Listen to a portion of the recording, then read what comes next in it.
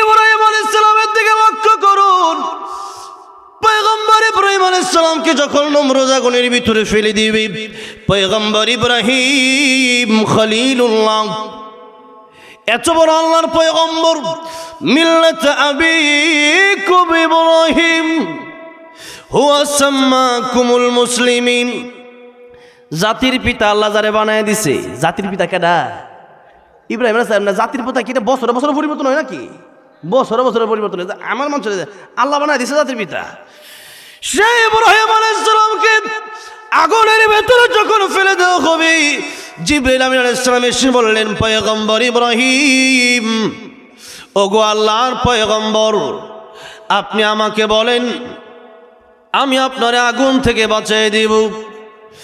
পয়গম্বর ইব্রাহিম খলিলুল্লাহ ডেকে বলছেন, জিবরাইল, তুমি আমার আগুন থেকে বাঁচাবা কেন? আমি যে আল্লাহর ইবাদত করি, যে আল্লাহরে আমি ভালোবাসি, যে আল্লাহর প্রতি আমি ঈমান এনেছি, সেই আল্লাহ কি অন্ধ? সেই আল্লাহ কি আমার দেখে না?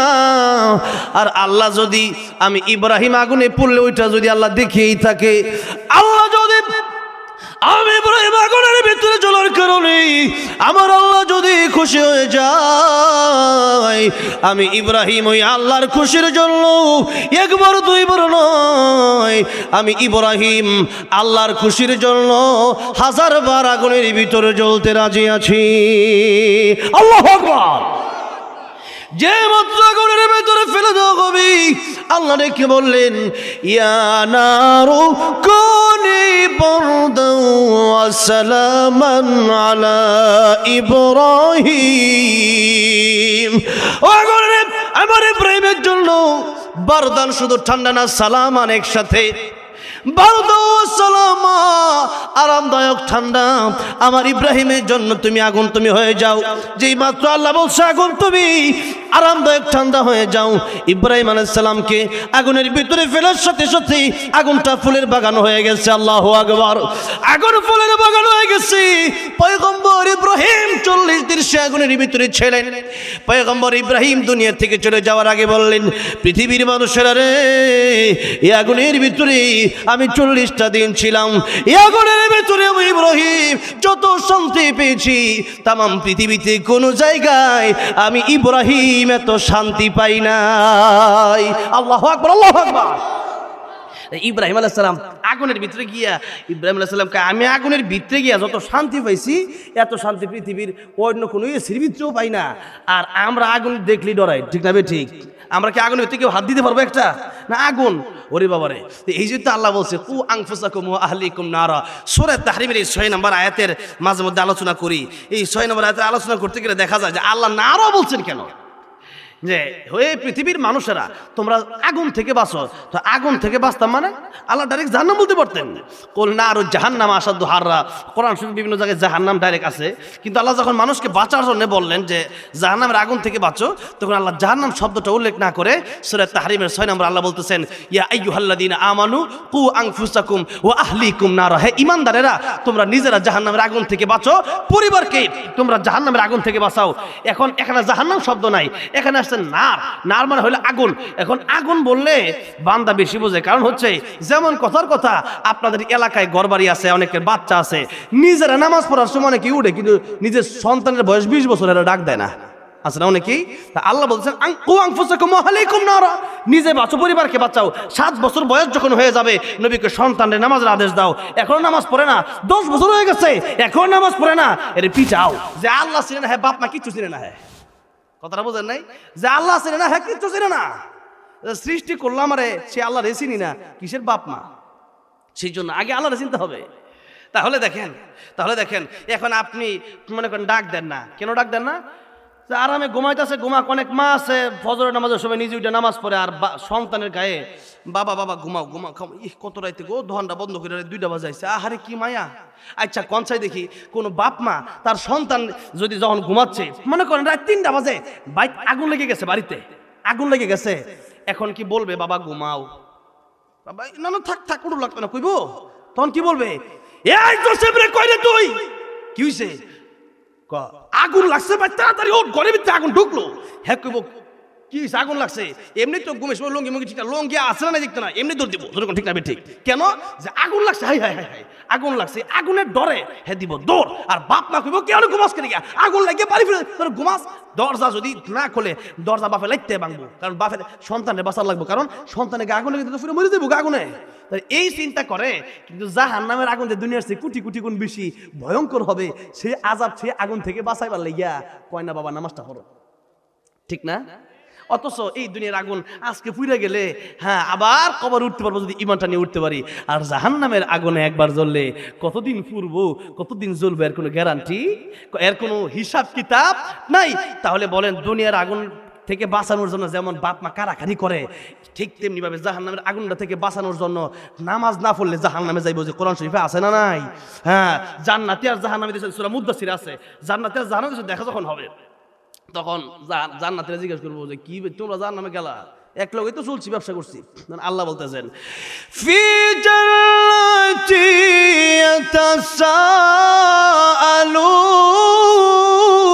ইয়াতাসাআলুন আনিল মুজরিমিনা মা সালাকাকুম ফি সাকর ক্বালু লাম নাকু মিনাল মুসাল্লিন।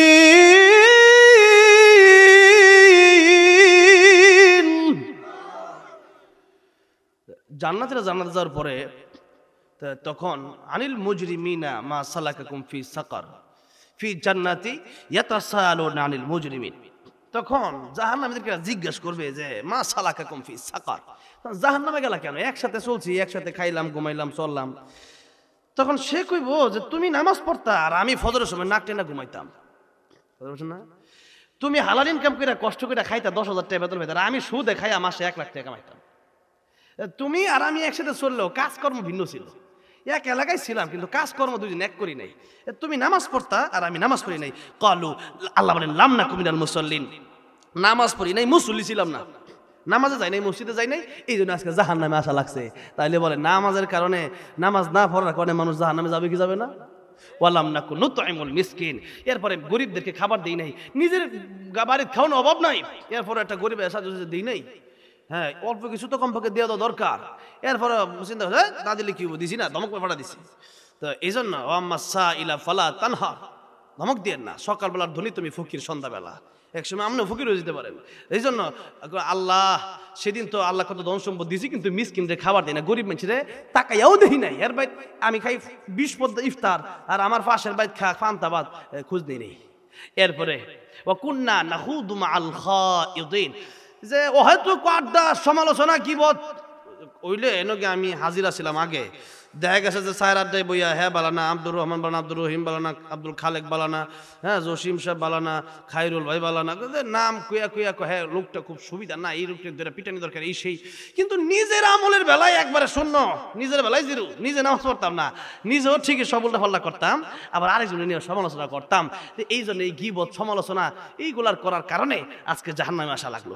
আর 4 নম্বর কারণ আল্লাহ কওয়া কুন্না নুকাদ্দিবু বিয়াউমিদ্দিন, আর কিয়ামতের ব্যাপারে অস্বীকার করতাম। আর কিয়ামত যে হইব, কেউ যদি 5,000 টাকা পায়, যদি কয়ে ভাই 5,000 টাকা পায় একটু দিয়ে দেন, তা আমনে কোন মিয়া তোমার টাকা নিয়ে কি মরে গেছি নাকি মিয়া, 2 দিন ভাবে টাকা চাও, ঠিক আছে না দিলে নাই, কিয়ামতের দিন তোমার লগে আমার দেওয়া হইব, রাখো তোমার কেমন, একটু মানে অবজ্ঞা করে, অবহেলা করে, বাঁকা নজরে করে, রাখো তোমার কেমন, পরে দেয়া পরেরটা পরে দেয়া, মরার পরেরটা মরার পরে, মরার পরেরটা বলে মরার পরে, মরার পরেরটা মরার পরে না আগে। ফামান ইয়ামাল মিসকালা যাররাতিন খায়রান ইয়ারা ওয়া মান ইয়ামাল মিসকালা যাররাতিন শাররান ইয়ারা। এই সূরাকে মানে সূরাতুল জিলজাল, এই সূরাকে সূরাতুল জামিআ বলা হয়। সূরাটা কি বলা হয়? সূরাতুল জামিআ। 2টা আয়াত, মানে এক ব্যক্তি আল্লাহ নবীর কাছে এসে কয় ইয়া রাসূলুল্লাহ আমার একটু কোরআন শরীফ পড়ান, আমি পড়মু। আল্লাহ নবী কয় তুমি আলিফ লাম রা বিশিষ্ট 3টা সূরা পড়ো। এই লোক কয় ইয়া রাসূলুল্লাহ আমার বয়স বেশি, জিভ বাবারি, কলব আমার শক্ত, ইয়া রাসূল আমি এত বড় সূরা কঠিন হয়ে যাবে। নবী কয় তুমি হামিম বিশিষ্ট 3খানা সূরা পড়ো। কয় ইয়া রাসূল এই তো বড় বড় সূরা, এগুলো যেগুলো হামিম আলিফ এগুলো বড় বড় সূরা। তো ইয়া রাসূলুল্লাহ আমি তো এটাও তো কষ্ট। তো নবী কয় যে তাহলে তুমি সাব্বাহালিল্লাহ অথবা ইউসাব্বিহুলিল্লাহ এমন বিশিষ্ট, তুমি তাসবিহ বিশিষ্ট 3খানা সূরা পড়ো। ইয়া রাসূল এটাও কঠিন, আমার আপনি এমন সূরা শিখান এটা শুরু হইব সংক্ষিপ্ত সূরা হবে, কিন্তু দুনিয়া আখিরাতে সব থাকবে, পড়তে আমার সহজ হবে, হ্যাঁ, এবং দুনিয়া আখিরাত সব একবারে থাকবে এরকম শুরু কিছু। তো নবী কয় তুমি সূরা জিলজাল পড়ো, সূরা জিল ইযা জুলজিলাতিল আরদু জিলজালাহা, যখন এই পৃথিবী কাঁপবেলা যখন কাঁপাবে, যখন প্রচন্ড ভূমিকম্প পৃথিবী, ভূমিকম্পের কথা আল্লাহ আগে কোরআনে কয়ে দিছে। এরপরে ও আখরাজাতিল আরদু আথকালা, জমিন সব বের করে দিবে। ক্বালাল ইনসানু, মানুষ কি এটা কি হইল, এই যে ভূমিকম্প হইছে, মানুষ কয় কি হইছে রে, আমি তো ঘুমাইতেছিলাম, ঘুমের তো ওইটা দিই হাই হাই লড়তাছে বিল্ডিং, আর এমন বিকট আওয়াজ হয়েছে সেদিন। তো আমি কই এটা কি হইল, এই যে কি হইল, এই কোরআন আয়াত হইলা গেছে। এরপরে দেখি এক দোহান থেকে এক বেড়া তার সন্তানটা রাইখা, সিসি ক্যামেরার ভিডিও ফুটেজ ভাইরাল হইছে, তার সন্তানটা রাইখা দৌড় দিছে, দেখছেন অনেকেই হয়তো এই ভিডিওটা, হ্যাঁ, সন্তানটা রাইখা সে দৌড় দিছে। এই কিয়ামতের দৃশ্যটা কেমন হবে আল্লাহ আগে একটু বুঝাই দিলেন আমাদেরকে, দেখো কি দৃশ্য হবে। দুনিয়া লারা খাইলেই বিল্ডিং ফিরে যা, 10 সেকেন্ড, এটা যদি 1 মিনিট, এটা ফার্স্ট মাত্রার ভূমিকম্প 10 মাত্রার যদি হইতো, আর যদি 2 মিনিট হইতো, এই ঢাকার মানুষ এটা সব বড় লোক একদিনে ফকিরের বাচ্চা ফকির হয়ে গেল, লাস্ট টুকা পাওয়া গেল। নইলে এত বাহাদুরি কাজ লোকে দেখাও, আল্লাহ তো একটা লারা দিব 1 মিনিট লাগবে শেষ করে দিবে, যেরকম ঠিক না বেঠি। এই সূরার দুইটা শেষ আয়াত, ফামাই ইয়ামাল মিসকালা যাররাতিন খায়রান ইয়ারা ওয়া মান ইয়ামাল মিসকালা শাররাতিন শাররান ইয়ারা। তাহলে এই যে দেখেন, একটা হইলো খায়রান ইয়ারা, ভালো যদি করেন, ফামাই ইয়ামাল মিসকালা যাররাতিন খায়রান ইয়ারা ওয়া মান ইয়ামাল মিসকালা যাররাতিন শাররান ইয়ারা, ভালোটা করলে যে অনুপরিমাণ হয় এটাও দেখা যাবে, আর যদি খারাপটা করে কোনো পরিমাণ হলে ওইটাও দেখা যাবে। তার মানে দুনিয়াতে যাই করবেন সেটাই আপনাকে আখিরাতের বদলাটা দেওয়া হবে। দুনিয়াতে ধান গাছ লাগালে যেমন ধান গাছ হয়, নিম গাছ লাগালে নিম গাছ তিতাই হবে, আবার আপেল গাছ লাগালে আপেল হবে, কমলা গাছ লাগালে কমলা হবে, ঠিক তেমনি ভাবে আল্লাহ নবী কয় দুনিয়া মাজরাতুল আখিরা, এটা তো তোমার আখিরাতের কর্মক্ষেত্র। আর সৌদি আরবে কাতারে যখন, আমি তো কাতার তারাবি পড়াই, সেখানে দেখি বিভিন্ন মাজরা আছে, মানুষের ক্ষেত্রে মাজরা কয় আর কি, কথাটা বুঝছেন না? তো মাজরা মানে হচ্ছে খেজুরের বাগান, বিভিন্ন বাগান টাগান করে আর কি, বলে মাজরা কয়। তো ওখান থেকে আমার গজলের মাজরা যায়, মাজরা কই কয় খেত যাই, কথাটা বুঝছেন না? তো আখিরাতের জন্য দুনিয়াটা হইলো ক্ষেত, এখানে এই ক্ষেতে যা লাগাবেন তা আল্লাহ কিয়ামতে আপনারে দিয়ে দিবে, এখানে যা চাকরি করবেন বেতনটা আল্লাহ আখিরাতে দিয়ে দিবে। তাহলে যেমন চাকরি এমন কাজ, এখন চাকরিটা যদি আপনি ভালো করেন তাহলে ঠিক পাবেন। আর যদি চাকরির জায়গায় মনে করেন এক ফ্যাক্টরি চাকরি করেন, আপনি মনে করেন কাপড় বানাইতে হবে, তো আপনি মেশিনে কাপড় সেলাইতেছেন, এখন এই কাজ না করে আপনি যদি এক কাজ করেন, মেশিনে আগুন লাগায় দেন, তাহলে মাইল জরিমানা দিয়ে যাও, যেরকম ঠিক না ঠিক। এই জন্য আমাদেরকে বুঝতে হবে দুনিয়াতে যা করতেছে এটা পরে না, এটা আগে, পরে যা করবো পরেরটা পরে না, বরং পরেরটা আগে। এই জন্য মানুষের হক মারা যারা খাবে, আল্লাহ নবী বলেন কিয়ামতের ময়দানে তারা সবচেয়ে অসহায় হয়ে উঠবে। মানুষের হক যারা খাবে, আল্লাহু আকবার, আল্লাহর হক, আল্লাহ তো রহমান রহিম গাফফার, আল্লাহ যে কোনো সময় বান্দাকে মাফ করে দিতে পারে, কিন্তু বান্দার হক আল্লাহ কোনোদিন মাফ করবে না। বান্দার সম্পত্তি মাইরা খাইছেন। একখানা কোরআন শরীফের সবচেয়ে বড় যে আয়াতটা আছে, সূরাতুল বাকারার সবচেয়ে বড় আয়াতটা, ইয়া আইয়ুহাল্লাযীনা আমানু ইযা তাদায়ানতুম বিদাইনিন ইলা আজালিন মুসাম্মান ফাকতুবু, এখান থেকে শুরু হইছে আয়াতটা, আল্লাহু বিকুল্লি শাইইন আলিম। পুরা কোরআন শরীফের হাফিজি কোরআনের এক পৃষ্ঠা জুড়ে মাত্র একখানা আয়াত, এই পুরা আয়াতের ভিতরে আল্লাহ লেনদেন সম্পর্কে আলোচনা করছে, যখন টাকা পয়সা দিবা সাক্ষী রাখো, এরপরে বিভিন্ন মানে এই মানুষকে কর্জায় হাসানা দিলে এটা সওয়াব আছে, দানের চেয়ে বেশি সওয়াব, জোরে কোন সুবহানাল্লাহ। দান করতেছেন, এক জায়গায় দান করছেন, একটা গরিব একজন তো দিবেই, ঠিক না ঠিক? আরেকজন বিপদে পড়ছে, সে ব্যক্তি তো টাকা পয়সা চাইলে সবাই দিবে না, ঠিক না? এই ব্যক্তি বিপদে পড়ে আসে, আর ওই ব্যক্তি বিপদে নাই, ওই ব্যক্তিকে মানুষ টাকা দিচ্ছে, সেই জন্য মানুষকে ঋণ দেওয়া এটা অনেক বড় সওয়াবের কাজ। কিন্তু দেখা গেছে ঋণ দেওয়ার পরে অনেক লোক আছে, এরা যেন আমরা চিনিই না, জোরে কোন ঠিক না ঠিক? তাই আল্লাহর নবী বিশ্ব নবী রাহমাতুল লিল আলামিন এক হাদিস শরীফের ভিতরে বলেছেন, ও সাহাবীরা, কিয়ামতের ময়দানে সবচেয়ে বেশি অসহায় কারা হবে তোমরা কি জানো? ও সাহাবীরা, কিয়ামতের কঠিন ময়দানে সবচেয়ে বেশি অসহায় তারা হয়ে যাবে যারা নাকি মানুষের হক নষ্ট করেছে, মানুষের বিরুদ্ধে গীবত করেছে, যারা নাকি মানুষের টাকা পয়সা নিয়ে আর দেয় নাই, মানুষের সম্পত্তি মেরে দিয়েছে। এই সমস্ত লোকেরা দেখা যাবে তাদের নেক আমলের অভাব নাই, নামাজ আছে, রোজাও আছে, মাঝে মধ্যে দানও করছে। অনেক লোক আছে দেখা গেছে সাদা ওটা আবার মাহফিলও দানও করে, তো সাদা ওটা দান করে লাভ কি? চুরি করে কুরবানি দেওয়ার মতোই ছিল। জনগণ একটা রিক্সাওয়ালা অটোওয়ালা, হের কাছ থেকে 200 টাকা সাদা, কি সাদাটা? এই সাদা নিয়ে পরে মাহফিলও দিলে কিছু সব আছে নাকি তার? এই যে টাকা পয়সা যেটা আছে ওইটা যদি মানুষের হক মেরে হয় তাহলে কিয়ামতের ময়দানে দেখা যাবে। নামাজও পড়ছে, রোজাও রাখছে, আল্লাহ নবী বলেন নেক আমলের পাহাড় হয়ে যাবে। এই নেক আমলের এত পাহাড়, এত বেশি নেক আমল, এরপরেও নেক আমল দিয়া কোনো কাজে আসবে না। যেই মাত্র নেক আমল বেশি হয়ে যাবে, এমন সময় একজন লোক আইসা বলবে 3 কাঠা জায়গা আমার মাইরা আমার জমি ছিল, আর হ্যার নাম লেখা উকিল 2 নাম্বার, উকিল 2 নাম্বার পুলিশ ধরে আমার জায়গাটা লেখা নিছে। এই তো সমাজ ঘটনা নাই। একবার কয় কাঠা 10 কাঠা না কয় কাঠা জমি, এক স্যার আমার মাদ্রাসার এক শিক্ষক আমার এক কয় যে হুজুর ভাই একটা কি বিপদে পড়ছে, আমি কি 10 কাঠা না কয় কাঠা জায়গা, আমাদের জায়গাটা ভাই আমরা এই লোক আসলে ভালো আলেম মানুষ, মিথ্যা কথা বলে না, আমাদের জায়গাটা হ্যাঁ নিতেছে গা, মানে হ্যাঁ হ্যাঁ নামে লিখে নিছে। তো এখন কথা হইলো যে দিতেছে না। তো এরপরে আবার দেখা গেছে যে ভাই বড় ভাই ছোট ভাইরে দেখা গেছে কি রাস্তার লগে, এটা আমার পরিবারের ঘটনা কইতাছি, আমার পরিবারের এই ঘটনা। বড় ভাই কি করছে, দেখা গেছে যে রাস্তার লগে বালা জমিটা যেটা ফ্যাক্টরির সামনে, এটা আমার যারা নেহাইরা আমার বাপরে দিছে যে তার যা দাম কম, ইটা কথাটা বুঝছেন না, যে একটা জমি রাস্তার লগে এটার দাম হলো 20 লাখ টাকা, আর যেটা খ্যাত জীবনে কুত্তা বিলাইও জানা এই যে আমার 2 লাখ টাকা কিনবা না হিতা জায়গা, যেরকম ঠিক না বে ঠিক সেই জায়গা দেয়া দিছে কি লিগা নে, কারণ এই লগে জুলুম করা হয়েছে। বরং জায়গাটা এভাবে ভাগ করতে হবে, ভাগ করার সময় জায়গাটার দাম বুঝছে ওইভাবে ভাগ করা দরকার। যদি বিতৃপটাই যায় তাহলে কিছু টাকা পয়সা আপনি উসুল করে ফেরত দিয়ে দেন। তাহলে আপনি কি সিস্টেম করতেছেন এগুলা, যে আমি বড় হয়েছি যে ছোট ভাইয়ের উপরে আমি জুলুম করব, অথবা ভাই হইলাম বুইন্ডে আল্লাহর দেওয়া সম্পত্তিটা আমি দিলাম না, কেন আপনি দিবেন না? এই সম্পত্তির ভাগ আল্লাহ করছেন, আপনি বাবা হয়েছেন, আপনি কইলেন যে বড় ছেলে তোমার সম্পত্তি আমি দিয়ে দিলাম, আর মারে তুই আমার মেয়ে তুই যে আমার বাড়ি গিয়ে যাবি তোর লেগে দোয়া করে দিলাম না। এই সিস্টেম আল্লাহ আমরা দেয় নাই। দোয়া তো বাপ মা ছেলে লেগে করবো, মেয়ের লেগে করবো, সবাই লেগেই করবো। এমন তো না যে ছেলে লেগে জমি দিব আর মেয়ের দোয়া করবো, তার মানে বোঝা গেল দোয়াটা খুব সস্তা। তাহলে দেখেন কারো হক যদি কেউ নষ্ট করে কিয়ামতের মাঝে সে উঠবে, আর তার আমল নামা অনেক বেশি থাকলেও যার হক যে যার পাওনা দেয় নাই সে ব্যক্তি এসে ধরবে যে আল্লাহ আমার জমিটা ঠিক মতো আগে, আল্লাহ 10,000 টাকা পাইতাম, আল্লাহ এর কাছে চাইতে চাইতে জুতা তোলা ক্ষয় করে লাইছি, মোবাইল ফোন নাম্বার ব্লক মেরে দিচ্ছি, এরপর আমার টাকাটা দেয় নাই। আল্লাহ কিবো আজকে এই কিয়ামতের মধ্যে টিয়া দিবা কইতে সোনালী ব্যাংকে টিয়া জমা রাখতা, যার দাস বাংলা ব্যাংকে রাখতা, আর আলা রাফা ব্যাংক এইটা কিচ্ছু ব্যাংক নাই, তামা তামা জমিনটা খালি তামা, আজকার কিচ্ছু নাই, কি দিবা? আল্লাহ টিয়া তো নাই, কাপড় তো নাই, উলঙ্গ হয়ে উঠবে, তো ব্যাংক থাকবো কইতে, দুনিয়া সব পাহাড় সব তোলার মতো উঠবো, তো ব্যাংক থাকবো কই? বিল্ডিং সব তস্ত ঘোরা বালু বালু হয়ে যাবো, তো এখন কিচ্ছু নাই। আল্লাহ টেহা দেবো কইতে, আল্লাহ কবে টেহা দেও লাগতো না, নামাজ তো মাঝে ভরতে হওয়া, দানও করতা করছি, তো দানও করছে, আবার বেটার টেহাও মেরেছে, হি বেটার টেহা না দেওয়া দরকার আছে, হি বেটার টেহা না দিয়ে এটা দান করছো লাভ কি? তাইলে আজকে কি করবা, ওই যে সব হয়েছে এই সব তারা দিয়ে তার গুণা তুমি লও, দেখ তো সব দিতে দিতে দিতে দিতে এক সময় আল্লাহ নবী বলেন এই বেটা এমন বিপদে পড়বে যারা মানুষের হক নষ্ট করে। মানুষের হক কত জঘন্য, হকুল ইবাদ, যে এরপরে বলবে যে আল্লাহ, আরেকজন এসে বলবে আল্লাহ আমি 5,000 ভাই, তো যারা টাকা পয়সা দেনা মানছে এরা কিন্তু 1-2 জনের টাকা পায় এরকম না, এর কাছে দেখবেন 100, 200, 500 বহুত লোক টাকা পায়, যেরকম ঠিক না বেঠিক, কেউ টাকা দেয় না। তো এই যে দেখেন এখন আল্লাহ আমিও পাই, আল্লাহ আমি এরকম করতে করতে অসংখ্য লোক দিতে দিতে দিতে দিতে সব নাকি শেষ। এবার কি হবে, আল্লাহ নবীকে এবার তো সব নাকি শেষ, আর কিছু লুকাইব, আমার বিরুদ্ধে গীবত করছে, কি গীবত করলে গুনাহটা কি, ওয়ালা ইয়াগতাব বা'দুকুম বা'দা, আরেকজনের সমালোচনা করো না, তাহলে কি লস?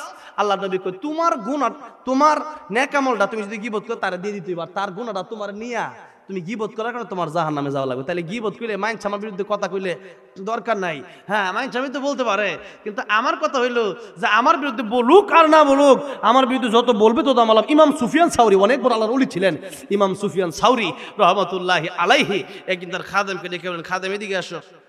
খাদেমকে হুজুর জি কি দরকার? হুজুর কয় নাও কিছু হাদিয়া।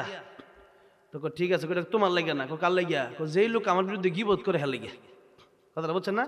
আমার বিরুদ্ধে একটা লোক আছে এলাকায়, এই লোকটা আমার বিরুদ্ধে খুব সমালোচনা করে, আমি নাকি খারাপ বেশি খুব বলে, এর গিয়ে হাদিয়াটা দিয়ে আসো। খাদেম নাকি বড় হাদিয়া আমারে না আপনি দিবেন, তারে কেন আপনি দিলেন?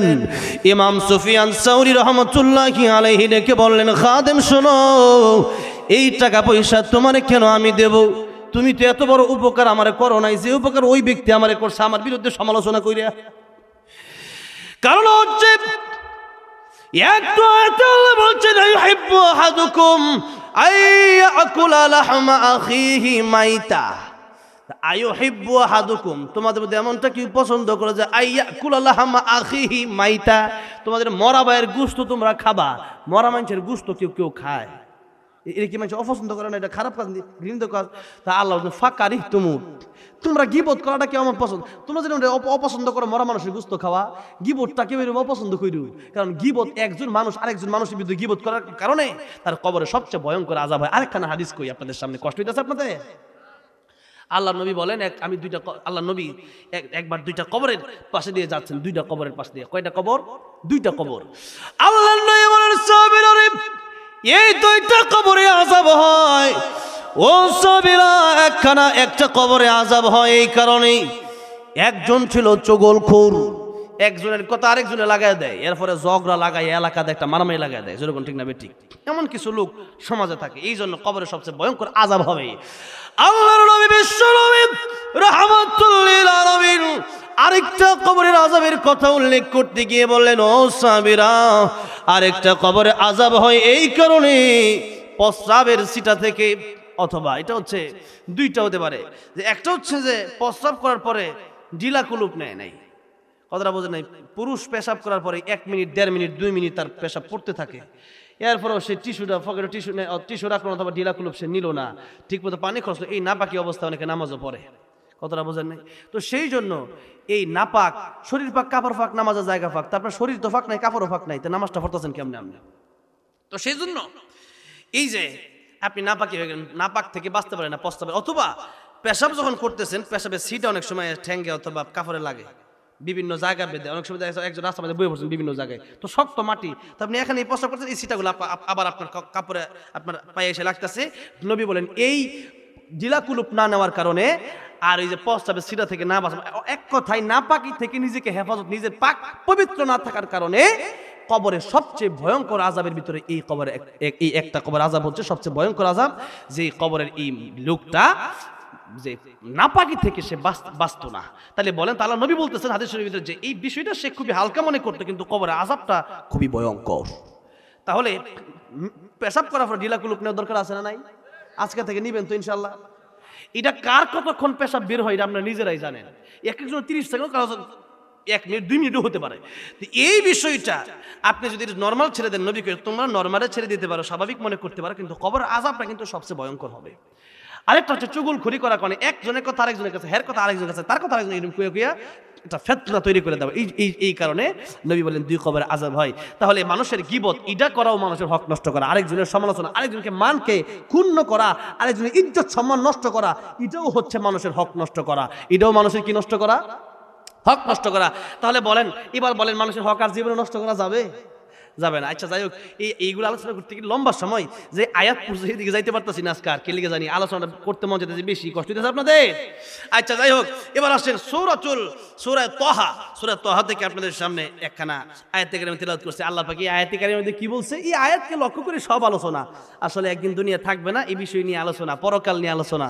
সেই জন্য আল্লাহ রাব্বুল আলামিন এই আয়াতের ভিতরে বলতেছেন, ইন্নাস সাআতা আতিয়াতুন আকাদু উখফিহা লিতুজজা কুল্লু নাফসিন বিমা তাসআ। আল্লাহ বলতেছেন, ইন্নাস সাআতা আতিয়াতুন, সা মানে হলো কিয়ামত, কিয়ামত আসবে। আর আকাদু উখফিহা, আমি আল্লাহ কিয়ামতকে গোপন করে রেখে দিলাম। কেন? লিতুজজা কুল্লু নাফসিন বিমা তাসআ, আমি আল্লাহ একদিন এই কিয়ামত কায়েম করে পৃথিবীর প্রত্যেকটা নফসের বদলা, তার জাযা, কে ভালো করলো এটার বদলা দিমু, আর কে খারাপ করলো এটার বদলা আমি আল্লাহ দিমু, এই দেওয়ার জন্য। কারণ দুনিয়ায় থাকা অবস্থায় প্রত্যেকের পাওনাটা ঠিক মতো পায় না, জুলুমের কারণে পায় না, লাঠিয়াল বাহিনীর কারণে পায় না, হ্যাঁ, কালো টাকার কারণে পায় না। যেমন এক বেটা বিদেশ যাইব, কথা এই আলহামদুলিল্লাহ এই পোস্টারে দেখলাম অনেক ভাইয়ার আমার প্রবাস জীবনটা অনেক কষ্টের জীবন, কথাটা বুঝতে পারছেন। অনেক বিল্ডিং, অনেক সৌন্দর্য আছে, কিন্তু এখানে মায়া মোহাব্বত ভালোবাসা বলতে এরকম কিচ্ছু নাই। আমি বিদেশে গেলে 1 সপ্তাহ 2 সপ্তাহ পরে বেশি থাকতে পারি না। মালয়েশিয়া গেছিলাম কয়দিন আগে, আমি গেছি 1 সপ্তাহ টিকিট কেটে, পরে ফিরতি টিকিট কাটছি ইয়াতে শ্রীলঙ্কাতে। তো সেখানে যাওয়ার পরে মালয়েশিয়া 3 দিন থেকে থাকতাম না। শ্রীলঙ্কা গেছি 1 দিন থেকে ভালো দূর, পরে গেছি মালদ্বীপ গেতে 1 দিন পরে ভালো লাগে না বিদেশে, এত কষ্টের জায়গা। এখানে যারা থাকে অবশ্যই নিশ্চয়ই আপনাদের কারণে, এলাকার মানুষ নিজের পরিবারের কারণে তারা গেছে, ঠিক না? অনেক কষ্ট তারা থাকে, এটা দুনিয়ার একটা কবর এই প্রবাসটা। তো এই জন্য আমার প্রবাসী ভাইয়ের জন্য আপনারা দোয়া করুন বেশি বেশি। তাদের রেমিটেন্সের কারণে আজকে বাংলাদেশে তো উন্নত হচ্ছে, কথাটা বুঝতে পারছেন। রেমিটেন্স না বাড়াইলে সরকার মরকারি অবস্থা খুব খারাপ হয়ে যেত, কথাটা বোঝেন নাই। আল্লাহ রাব্বুল আলামিন প্রবাসী ভাইদেরকে যেন ভালো রাখেন, তাদের সমস্ত বিপদ বালা মুসিবত থেকে আল্লাহ রাব্বুল আলামিন হেফাজত করেন, জোরে করেন আমিন। তো যেই কথা বুঝাইতে চাইছিলাম আর কি, যে একজন বিদেশে যাবে, প্রবাসে যাইব, এখন 10 লাখ টাকা দালালরে দিছে, কথাটা বোঝেন নাই। এক দেশে যাইতে লাগে 2 লাখ টাকা, এরপরে নেয় কয় লাখ, 10 লাখ। কেমনে? আমি এবারকে ডাইরেক্ট সচক্ষে দেখেছি দালালদেরকে, কেমনে কি আমরা কি করেন এগুলা। আর কাতারে গেছি এক জায়গায় গিয়া, পরে কইতাছে যে এই লোক আজকে কুটি ফুটেছেন কেমনে, কই একটা ছোট্ট খাট্ট বিষয় মানুষ বিপদে পড়ছে। এখন বিপদের সময় এটা 5,000 টাকা হইলে সারাই দেবেন, যায় হেলাকার লোকের সম্পর্ক আছে কইয়া দিলেই কাজটা শেষ হয়ে যায়। বিষয়টা বিদেশ থেকে সে দেশে যাইতে পারে, বিদেশ থেকে বিদেশ আইছে, কাজও পায় না, আবার দেশে যে যাইবো এই ব্যবস্থাটাও করে না, এক আমার দেয় না।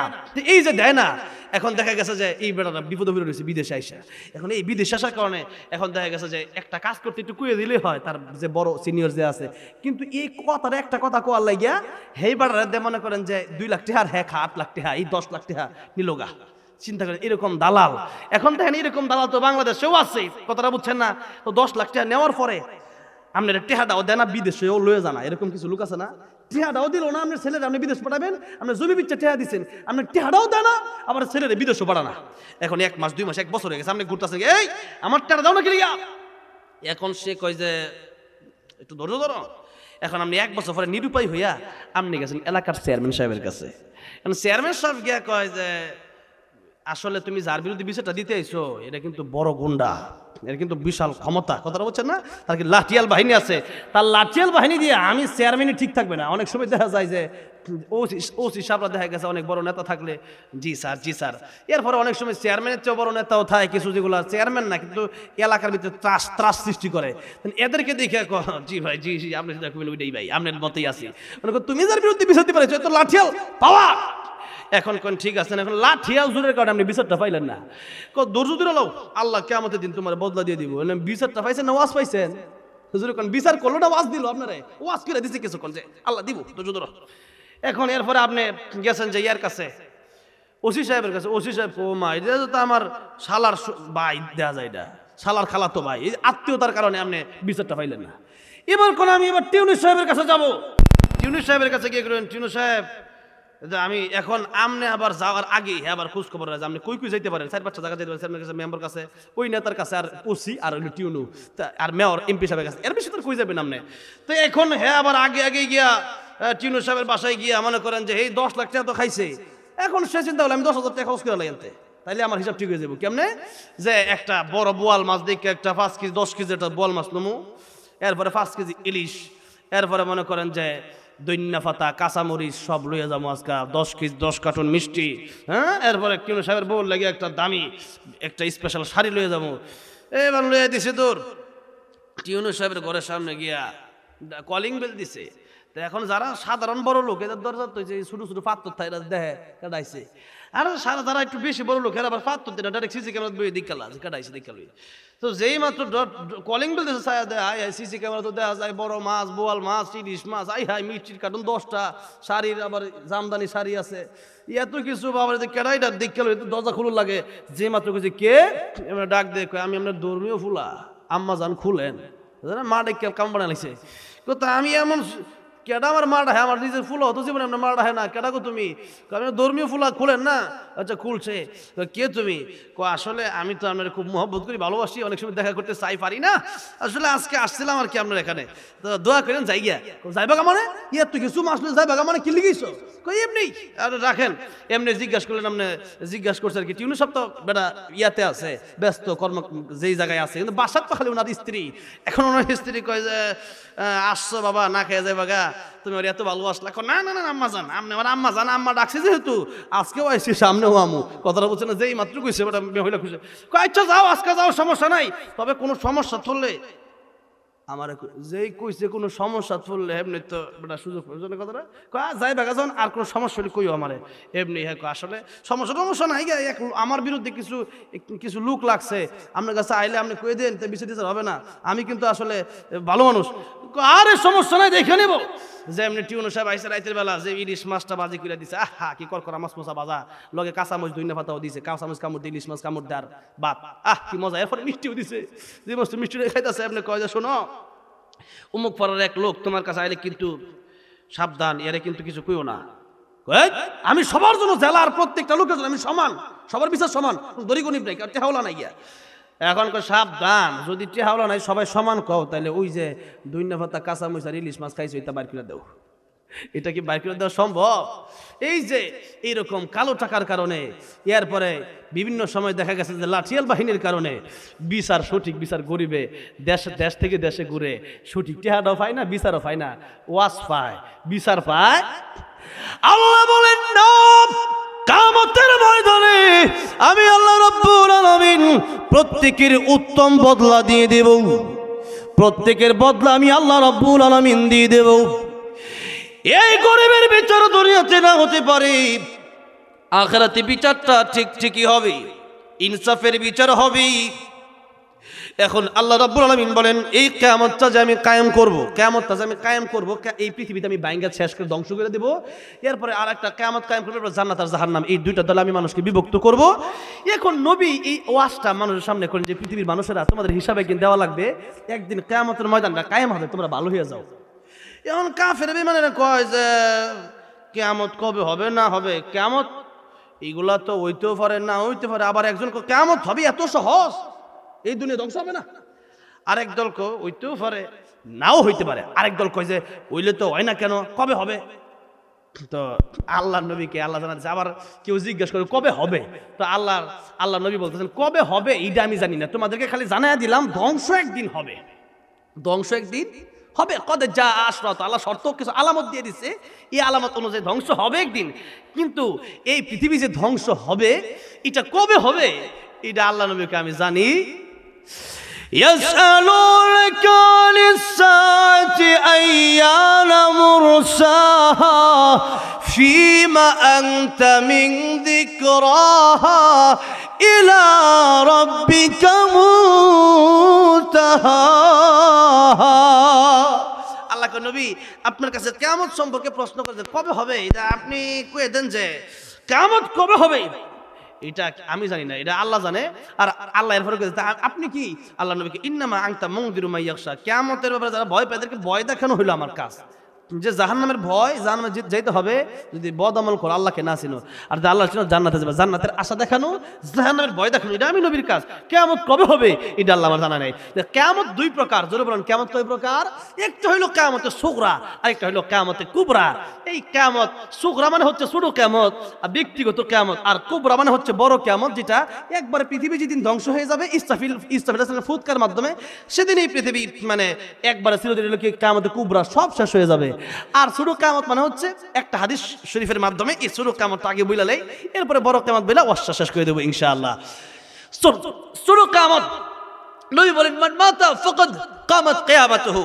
ছোট কিয়ামত হইলে মানুষ যখন মারা যায় তখন তার ব্যক্তিগত কিয়ামত শুরু হয়ে যায়। মানুষ যখন কি হয়, মানুষ যখন মারা যায়, এখন আপনি মারা যাওয়ার সাথে সাথে আপনার মৃত্যুর ফেরেশতা যখন আসবে তখন থেকেই দুনিয়ার, আপনি যদি ভালো করে থাকেন ফেরেশতা ভালোভাবে আসবে, আপনার জান সুন্দরভাবে কবজ করবে, হ্যাঁ আপনি সুন্দরভাবে যাবেন।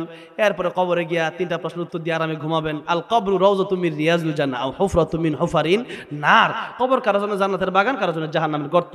এখন নেক আমল ভালো থাকলেই তো জান্নাতের বাগান হবে, আর যদি বদ আমল সারা জীবন কইরা জানার জান্নাত খোঁজেন তাহলে তো আর পাবেন না। সেই জন্য আখিরাত অনেক দূরে না। আল্লাহ বলেন মরলা তো কিয়ামত শুরু হয়ে গেল, মৃত্যুর সাথে সাথে ব্যক্তিগত কিয়ামত শুরু হয়ে যায়। কবরে রাখার সবই বলেন ও দুনিয়ার মানুষেরা, মানুষ 40 কদম যেতে যতক্ষণ সময় লাগে এর মধ্যেই দুজন ফেরেশতা চলে আসে, আর উঠে বসে জিজ্ঞাসা করা হয় মান রাব্বুকা ওয়া মা দীনুকা ওয়া মান হাদার রাজুল আল্লাযী বুইসা ফীকুম।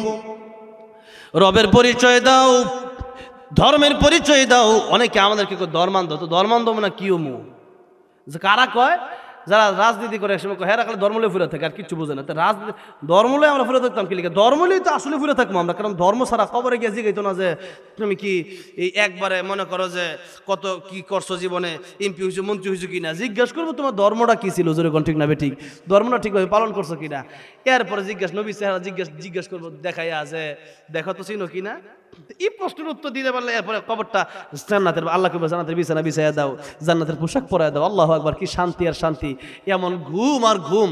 একবার যেদিন এই ইসলামের সিংহে ফু দিবে এরপরে কব আমার কাঁচা ঘুমটা কাটা বাঙ্গাইলো রে, অল্প ঘুম 1 ঘন্টা ঘুমাইছিল, ডাক দেয় মাত্র ঘুমাইছি ঘুমটা বাঙ্গাইল কেন, যেরকম ঠিক নেবে ঠিক এমনি ভাবে হাজার বছর চলে যাবে, এরপরে বলবে যে আমার ঘুমটা কাটা বাঙ্গাইল। মানে এত আরামের ঘুম হবে, কত আরামের ঘুম হলে এই কথা বলতে পারে।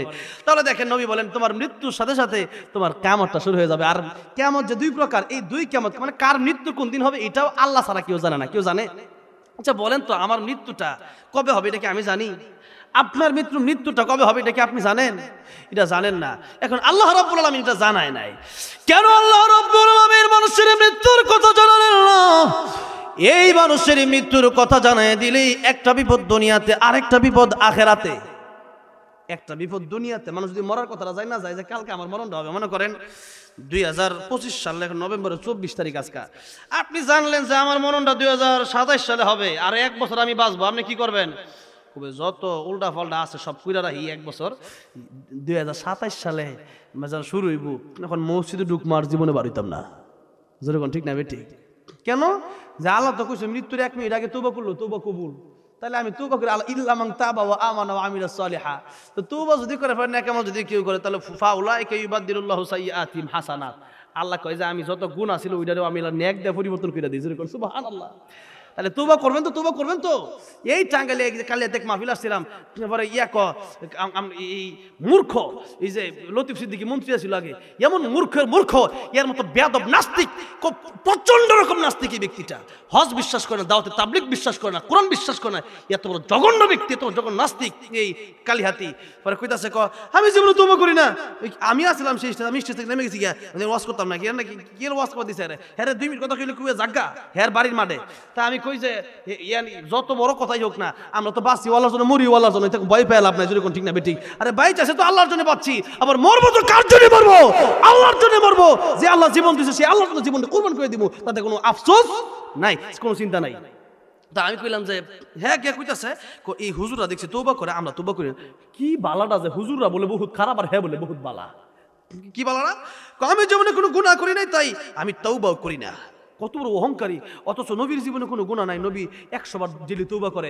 আম্মা জান আয়েশা কই রাসূল আপনি এত ইবাদত করেন, নবী কই ও আয়েশা আমি কি আল্লাহর শুকর গুজার বান্দা হব না? জোরে কোন সুবহানাল্লাহ। আল্লাহর নবী দিনে 100 বার তওবা করেন, হ্যাঁ কয় আমার জীবনে কোনো গুনাহ নাই। কত বড় মূর্খ, কত বড় অহংকারী! এই অহংকার আছে, এখন আছে, সে অহংকার আছে। 16 বছর কত অহংকার, আরে অহংকার।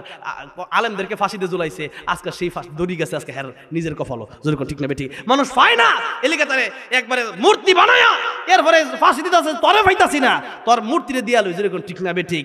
আমি চাই যে শেখ হাসিনার ফাঁসি না হোক, না এটা হলো লেডি ফেরাউন, আগে ছিল একটা ফেরাউন, এত মানুষ খুন করলো, এরপরে এর মধ্যে আপনার কিসের ভালোবাসা থাকবে? এত মানুষ খুন করছে, এখন দেখা গেছে ফেরাউন করলে আমরা 2 জনে চিনি, আমি মিশরে গেছিলাম ফেরাউনের লাশ দেখবার লাগে, কথাটা বুঝছেন তো? এইটারে লাইকে দিছে যে এইটারে দেখতে মানুষকে টেহাদা ঢুল লাগে ফাউন্ড দিয়া। এখন দেখা গেছে যে এখানেও তারও একজন কুলু দেখলাম কয়দিন আগে যে হেরাও ফানি চুবাইয়া মাইরা রাইকা, ফানি চুবাইয়া ফেরাউন যেমন ফানি চুবাই মারছে, হেরা ফানি চুবাই ফেরাউনের মতো করে মারা হোক, এরপরে এটা জাদুঘরে রেখে দে হোক, যাতে করে মানুষ কয় যে টেহাদা হইলো হ্যাঁ লাশটা দেখে গিয়া যে কিরু মাসিন বিদেশতে যেন মাইন চাই, কথাটা বুঝছেন? তাই দেখেন এই ক্ষমতা, এই অহংকার, এই দাম্ভিকতা এখন কি আছে? যে ক্ষমতার কোনো স্থায়ী নাই, এই বিড়ির লেগে পাগল হয়েছে কত মানুষ। কি বিড়ির লেগে পাগল লাভ? কি বিড়ি তো নিজেই ঠিক নাই, ফলায়া জাগা কর্মী কথা বলে পাগল হয়েছেন। আল্লাহ লাগে পাগল হন, যে আল্লাহ লাগে পাগল হইলে সেই আল্লাহর ক্ষমতা চিরস্থায়ী, আল্লাহর ক্ষমতা কোনোদিন ধ্বংস হবে না, সে আল্লাহ লাগে পাগল। তাহলে দেখেন, একটু লক্ষ্য করে দেখেন, আল্লাহর প্রেমে পাগল হইতে হবে। এখন এই পৃথিবী থেকে আমরা চলে যাব, এই পৃথিবী এটা যদি আল্লাহ জানায় দেয়, তাহলে দেখা গেছে দুনিয়ার সব সিস্টেম করে যত উল্টাপাল্টা সব করে মরার 2 দিন আগে কি বলছে মসজিদে ঢুকলাম আর বাড়িতে আমি খাইতাম না, সব বন্ধ, খালি নামাজ আর রোজা আর জিকির, কথাটা বুঝছেন না? এখন আল্লাহ যদি জানায় দেয়, এই অবস্থায় যদি মানুষ এইগুলাই করে, তাহলে দেখা গেছে যে তওবা করার এই বিষয়টা মিজানে পড়লে তো নেক আমল আর বদ আমল এক সমান হবে না, একটা বাড়ি হবে, বদ আমল বাড়ি হয়ে যাবে। আর দেখা গেছে যে এই যে আপনি সারা জীবন ইবাদত করলেন না, কিছুদিন করলেন, তাহলে কিয়ামতের ময়দানে দেখা গেছে যে আপনি কিয়ামতের ময়দানের জন্য আল্লাহর ইবাদত ছেড়ে দিবেন, যেটা আপনার আখিরাতের লস। আরেকটা হইল যে মৃত্যুর খবর আল্লাহ যদি কাউরে জানায়া দেয়, তাহলে দুনিয়াতে কি অবস্থা, দুনিয়ায় থাকা অবস্থায় যদি আপনি জানতে পারেন যে 2027 সালে আপনার মৃত্যুটা হবে, তাহলে আপনি দেখা গেছে বাস টাঙ্গাইল মেইন রোডে যাইতেছে সিরাজগঞ্জ, আপনাকে বাসের সামনে খাড়া হয়ে থাকবেন। এখন পুলিশ একবার সরেন, আপনি কোনো সরতাম না, খুব কি লিখে আমার তো মরণ নাই, বাস চাকা উঠাই দেওয়ার যাওগা, ঠিক না ঠিক, আমার তো মরণ 2027 সালে, তখন মরতামই না। তাহলে দেখা গেছে যে দুনিয়ার নিয়ম শৃঙ্খলা নিজাম দুনিয়ার পদ্ধতি ঠিক থাকবে না। তাইলে দেখা গেছে যে এখন সিএনজি আইলে ভূমিকম্প লইরে সরে উঠে, কুহুরি বাবারে লাই লাই লাই লাই লাগতো সুবহানাক, সাংবাদিক ভূমিকম্প শুরু করে লাই লাই ইল্লাল্লাহ মুহাম্মাদুর রাসূলুল্লাহ, কথাটা বলছেন না? এখন কে লিগা সারা জীবন বলুন জানা, এখন ভূমিকম্প হয়েছে, এখন লাই লাই লাল্লাহ বলে। তাই দেখেন বিপদের সময় সবার মনে হিডাই আল্লাহ নামিয়া করে, যেরকম ঠিক নেবে ঠিক। তাহলে দেখেন দুনিয়ার নিয়ম শৃঙ্খলা ঠিক থাকবে না, একটা আখিরাতের দেখা গেছে যে আমলের পাল্লাই ন্যাক আমল আর উঠবে না, বদ আমল উঠবে খালি। এই জন্য আল্লাহ জানাইলেন না। তাহলে বলেন এই যে আল্লাহ জানাইলেন না, কেন জানাইলেন না? যেন 24 ঘন্টা আমি মৃত্যুর জন্য প্রস্তুতি থাকতে পারি, 24 ঘন্টা যেন আল্লাহকে স্মরণ রাখি, 24 ঘন্টা যেন দুনিয়ার নিজাম মেনে চলি, 24 ঘন্টা যেন আমি যেন এই কথা আমার মনে না হয় যে আমার মরণ আরো 10 বছর পরে, এই কথা যেন মনে না হয়, যেরকম ঠিক না বে ঠিক। হযরত বেলাল রাদিয়াল্লাহু আনহুর কাছে মালাকুল মউত এসে বললেন, ও বেলাল, আল্লাহ রাব্বুল আলামিন তোমার অনেক ভালোবাসে, আর আমি আজরাইল তুমি তোমার ভালোবাসে, যেরকম সুবহানাল্লাহ। আজরাইল ভালোবাসে, দেখেন আল্লাহ ভালোবাসে, জীবনের চিন্তা আছে। বেলাল তুমি মৃত্যুর জন্য প্রস্তুতি নাও। হযরত বেলালকে বলেন, মালাকুল মউত রে, মৃত্যুর কথা তুমি কারে বলো, কারে প্রস্তুতি নেওয়ার জন্য বলো? আমি বেলাল, সেই বেলাল ইসলাম গ্রহণ করার পরেই আমাকে উমাইয়া কত কষ্ট দিয়েছে। প্রতিদিন এই আগুনের আংরা আমার উপরে, আমাকে আগুনের ভিতরে আমাকে হেসানো হতো। এত কষ্টের ভেতরে আমার মনে হতো আমি বেলাল আর থাকবো না, আমি বেলাল আর বাঁচবো না। আমি বেলাল মৃত্যুর প্রস্তুতি ইসলাম গ্রহণ করার সময় থেকে নিয়ে রেখেছি। ও মালাকুল মউত, প্রস্তুতি গ্রহণ করার আলাদা কিছু নাই, এখনই মরণ দাও, এখনই আমার জান তুমি কবজ করো, কোনো সমস্যা নাই।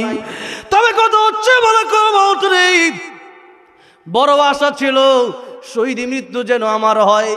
শহীদি মৃত্যুর চাইতে সুন্দর কোনো মরণ হয় না। শহীদি মৃত্যু, যে ব্যক্তি মরতে দেরি জান্নাতে যাইতে দেরি হয় না, এই মৃত্যু আমি কামনা করেছিলাম, কিন্তু আমি বেলাল শহীদি মৃত্যু আমার কাছে আসে নাই, আমার তকদিরে নাই, আমার নসিবে নাই, এই জন্য শহীদ জিতে হতে পারি নাই।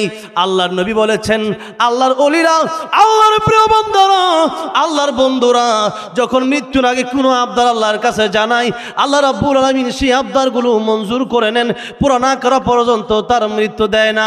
বেলাল রে, আমি মৃত্যুর আগেই আল্লাহর কাছে একটা আবদার রাখতে চাই।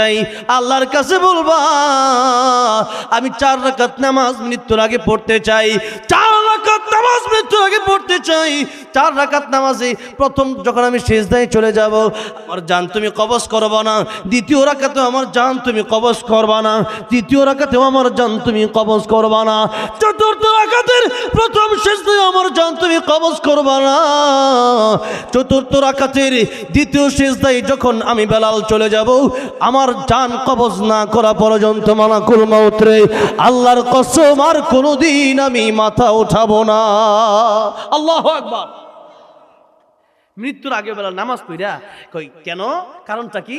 যে আসলে আমি তো শহীদ হইয়া আল্লাহর রাস্তায় জীবনটা দিয়ে যেতে চাইছিলাম, এখানে ছিল যেহেতু আমার নসিবে নাই, তাহলে এই যে নামাজের সময় সিজদা দেওয়া মানে হচ্ছে আল্লাহর গোলামি। আমি আল্লাহর গোলাম হইয়া আমি মরতে চাই, কারণ আমি এই গোলাম হয়ে মরতে চাই। কেন? যে যেভাবে মরবে হাসরের ময়দানে উঠবে, তাহলে আমি আল্লাহর গোলাম হয়ে মরতে চাই। কারণ কিয়ামতের ময়দানে আল্লাহ গোলাম বলে ডাক দিবে, ফাদখুলি ফি ইবাদি ওয়াদখুলি জান্নাতি। আমার আব্দুল মানে হইল গোলাম, যারা আমার গোলামি করছো, আমার গোলামের অন্তর্ভুক্ত হও, ওয়াদখুলি জান্নাতি, তারাই জান্নাতে যাও। আর যারা গোলামি করো না, দুনিয়াতে নিজেকে মালিক মনে করছো, মালিককে মালিককে আল্লাহ, আর আমরা গোলাম। তো দুনিয়াতে তুমি আমারে মালিক না মনে করে তোমারে মালিক মনে করছো, আজকে মালিক মনে করে দেখিসাই তোমার কত ক্ষমতা, যাইতে পারো নি জান্নাতে আমি না দিলে সম্ভব? আল্লাহ দয়া মায়া না থাকলে সম্ভব? সেদিন নিজেকে যারা মালিক মনে করেছে, নিজেকে যারা আল্লাহর চেয়ে বেশি ক্ষমতাবান মনে করেছে, সেদিন আর গোলামের অন্তর্ভুক্ত তারা হবে না। ফাদখুলি ফি ইবাদি ওয়াদখুলি জান্নাতি, গোলামের অন্তর্ভুক্ত না হলে জান্নাতের ভিতরে প্রবেশ করা যাবে না, সেজন্য সেদিন তারা জান্নাতেও প্রবেশ করতে পারবে না। তাই আল্লাহ বলবেন ওয়ামতাজুল ইয়াউমা আইয়ুহাল মুজরিমুন, আজকে জাহান্নামী থেকেই ও মুজরিমেরা, ও গুনাহগারেরা, ও কাফেররা আলাদা হয়ে যাও। গোলামি দুনিয়াতে কোনো নাই, জান্নাতে যাওয়ার কোনো সুযোগ নাই। যেহেতু ফাদখুলি ফি ইবাদি, আগে গোলামের অন্তর্ভুক্ত হও, আর এরপরে ওয়াদখুলি জান্নাতি, এরপরে জান্নাতে প্রবেশ করো। গোলামি যারা করো নাই তাদের জন্য জান্নাত নাই, তাদের জন্য আছে জাহান্নাম। আর যারা প্রকৃত গোলামি করেছো, আমি আল্লাহর কদমে যারা সিজদায় পড়ে গেছো, তারা আমি আল্লাহর জান্নাতের ভিতরে তোমরা পৌঁছে যাও। সুবহানাল্লাহ। তাহলে আল্লাহ জান্নাতে যাইতে হইলে আমাদের ইবাদত করা লাগবে।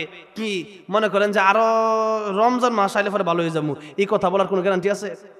অনেকেই বলে যে ওদের বিয়ের পরে ভালো হয়ে যাবো, অনেকে বলে ওদের আগামী শুক্রবার নামাজ পড়ুন, আজকের দিনটা বাদ, আজকের দিনটা যে বাদ দিলেন কালকে পর্যন্ত বাঁচবেন, এই গ্যারান্টি আছে?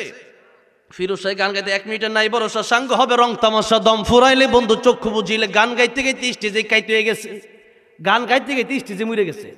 তাহলে আমি ওয়াজ করতে করতে না মরে যেতে, যেরকম ঠিক না বেটি, যে কোনো সময় মালাকুল মউত আইতে পারে।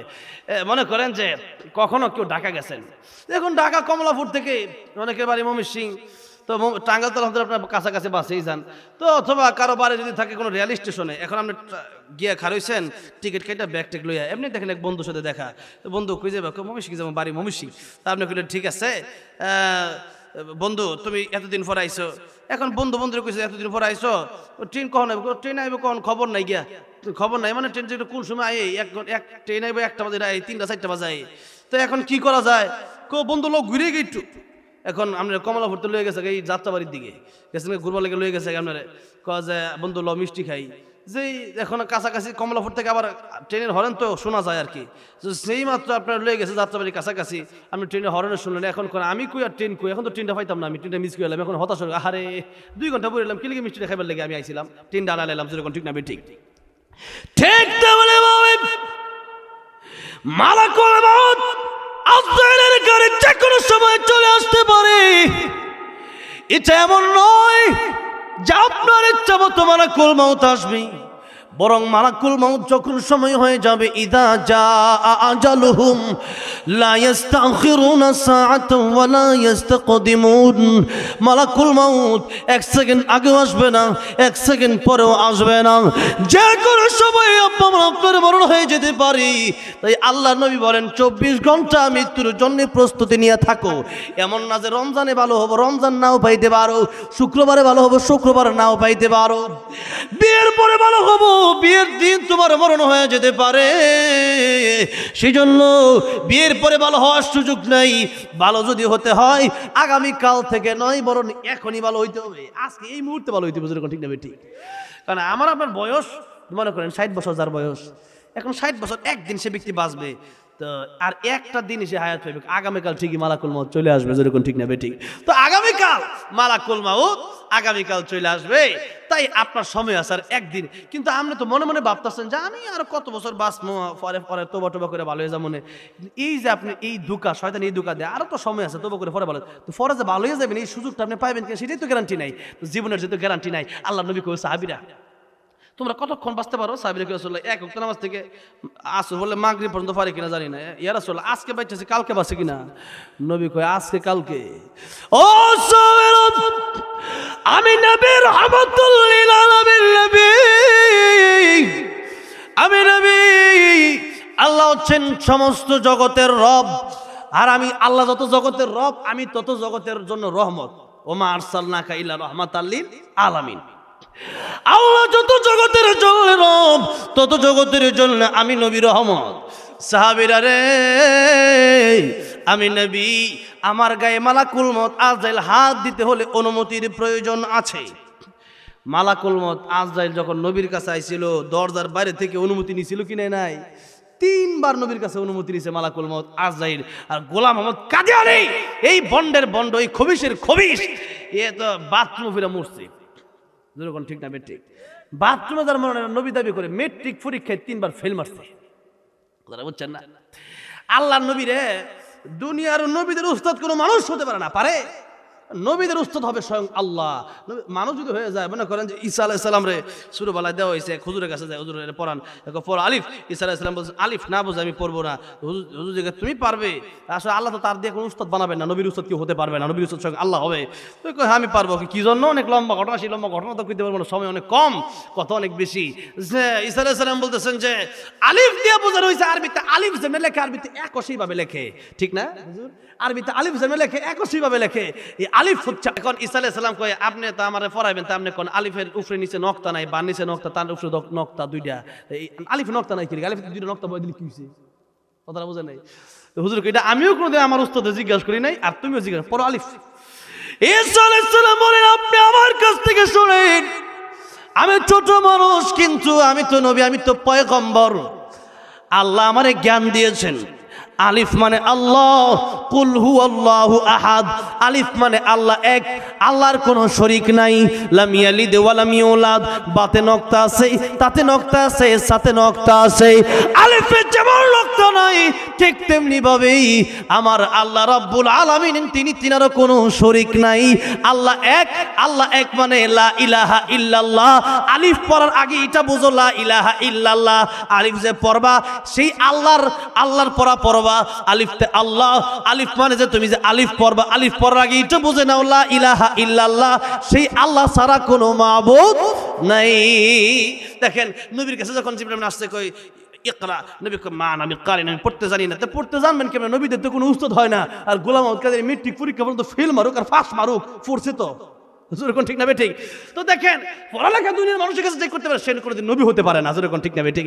এরপরে আল্লাহ কয় খাতামান নাবিয়্যিন, আমার নবী শেষ নবী। ঘোষণাটা কার? আল্লাহর। এরপরে কাঁদে না, কই না আমি নবী। এখন কোরআনের আয়াত, আমানতু বিল্লাহি ওয়া মালাইকাতিহি ওয়া কুতুবিহি, ঈমান আনলাম আল্লাহর উপর, ফেরেশতাদের উপরে, ওয়া কুতুবিহি কিতাব, সমস্ত আল্লাহর সমস্ত কিতাবের কোরআন শরীফ শ্রেষ্ঠ কিতাব, যেরকম ঠিক না ঠিক? সেই শ্রেষ্ঠ কিতাব আল্লাহর কোরআন, এই কোরআনের একটা আয়াত যারা অস্বীকার করে, একটা নক্তা অস্বীকার করলে কাফের হয়ে যাবে, যেরকম ঠিক না ঠিক? সেই জায়গায় একটা আয়াত যারা অস্বীকার করে, আল্লাহর কোরআন অস্বীকার করে, আল্লাহর নবীর হাদিস অস্বীকার করে, এরা কি মুমিন থাকতে পারে? এক কথাই কথা শেষ। এত আন্দোলন করার দরকার কি? খাতামান নবীন আল্লাহর বক্তব্য। আল্লাহ বলছে আমার পরে, আমার নবীর পরে কোনো নবী নাই, মুহাম্মদুর রাসূলুল্লাহ পরে কোনো নবী নাই। তাহলে কথা একটাই শেষ, এক আয়াতের মধ্যে, সূরা আহজাবের এক আয়াতের মাধ্যমেই কথা শেষ, বহস শেষ। আবার কি এর বহস, আবার কি এর কথা, যেরকম ঠিক না ঠিক? তাহলে বলেন কাফের, কাফের কাদিয়ানীরা, কাফের কাফের কাফের। নবীর পরে নবী নাই, সংসদে আইন চাই।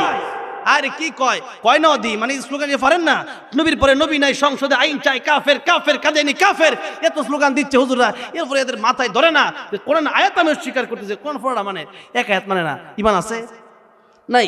কোরআন পড়া মানে না, নামাজ সব মানে, কিন্তু রাজনীতি বলে কোরআন মানে না, ঈমান আছে? সব জায়গায় কোরআন মানতে হবে। ইসলাম হচ্ছে পূর্ণাঙ্গ জীবন বিধান। তাহলে আমার ভাইরা, আমার বাবাজিরা, মরতে আমাদের হবে, সেই মৃত্যুর প্রস্তুতিটা আমাদের নিয়ে রাখতে হবে 24 ঘন্টা। যে আমি কালকে অনুপরা দিন, এই সুযোগ না, এখনই ভালো হইতো। এখনই এই মুহূর্তে যদি আমরা বেঁচে আছেন, মৃত্যুর গড়গড়া শুরু হয়ে গেল, নবী বলেন আর তওবা কবুল হয় না। সূর্য যেদিন পশ্চিম দিক থেকে উঠবে, সেদিন আর তওবা কবুল হবে না। এটা কিয়ামতের আগে, কিয়ামতের আলামত, সূর্য পশ্চিম দিকে উল্টা দিকে উঠবে। আর হচ্ছে মানুষের গড়গড়া যেদিন শুরু হয়ে যায়, তাহলে ওই সময় তওবাগুলার ফেরাউন কইছিল না, আমি আল্লাহ এখন মুসলমান হয়ে গেলাম। আল্লাহ কয় এখন ঈমান আল্লাহ, মুসা আলাইহিস সালাম ঈমান আছে। আল্লাহ কয় আল আন, এখন ঈমান আনছো, তুমি তার আমল তো করার সুযোগ নেই, ঈমান লাভ নেই, যেরকম ঠিক না ঠিক? তাহলে দেখেন এই মৃত্যুর সময়টা আমাদের জন্য যে কোনো সময় মৃত্যু হইতে পারে। অ্যাক্সিডেন্ট হয়ে এখন আমি গাড়িতে যেতে আমার মরণ হয়ে যেতে পারে। দেখা গেছে যে একটু আমাদের এলাকাতে আজকে গাজীপুরে একজন মারা গেছে একটু আগে। দেখা গেছে যে লোকটা বাথরুম তো পারে বলে এমনি মরে গেছে, বুঝলেন? স্ট্রোক করে মরা, হঠাৎ করে মরে, যেটা কেমন একটা হঠাৎ করে মানুষ মরে যাবে, হঠাৎ করে এমনি মরে যাবে। তাহলে আল্লাহ মরণ দিলে আবার রূপ টুক লাগে না, কি এমনি মরে যাবে? রুহুটা কি জিনিস? নবী জিজ্ঞাসা করেছে, ইয়াসআলুনাকা আনির রূহ। তা আল্লাহ এটা জবাব দিছে, কুলির রূহু মিন আমরি রাব্বি ওয়া মা উতিতুম মিনাল ইলমি ইল্লা কলিলা। আল্লাহ বলেন রুহ কি জিনিস? আপনি বলে দেন নবী, রুহ হইল আল্লাহর হুকুম। রুহ আল্লাহর কি? আল্লাহ হুকুম দিছে, তাই তুমি আব্দুর রহমান, আব্দুর রহিম, তুমি সলিমুদ্দিন, কলমুদ্দিন, হ্যাঁ তুমি জসিম, আর আল্লাহ রুহ না দিলে তাহলে লাশ। রুহ না দিলে কি লাশ।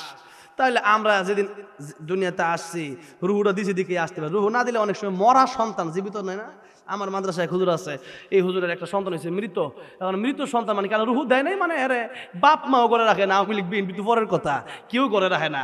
আর আজকে যদি আমি মরে যাই কইব না কি যে হ্যাঁ আওয়ামী লীগের বিএনপির লোক সেক্রেটারি কইব নি, কইতো নি যে উনি হুজুর সভাপতি আজকে যদি মারা যায় কইতাম নি হুজুর সভাপতি কইব সভাপতি মারা গেছে মানে আগে সভাপতি সাহেব হুজুর ইন্তেকাল করছে, ফজলুল করিম সাহেব হুজুর ইন্তেকাল ফরমাইয়াছেন। মানে ইন্তেকাল অর্থ হচ্ছে এক জায়গা থেকে আরেক জায়গায় যাওয়া, কথাটা বুঝছেন না? তো এক জায়গা থেকে আরেক জায়গা, মানে আপনার মৃত্যুতে রুহুটা, এই রুহুটা আল্লাহর হুকুমে চলে গেছে আরেক জায়গায়, আখিরাতে, দুনিয়াতে আর নাই। তাহলে কি আছে? আছে লাশ। লাশ মানে লাশ, হয় কিচ্ছু নাই। তাহলে বলেন মৃত্যুর প্রস্তুতি আমাদেরকে আর পরে নেওয়া দরকার নেই, এখন থেকে নেওয়া দরকার, এখন থেকে আমাদের নিতে হবে।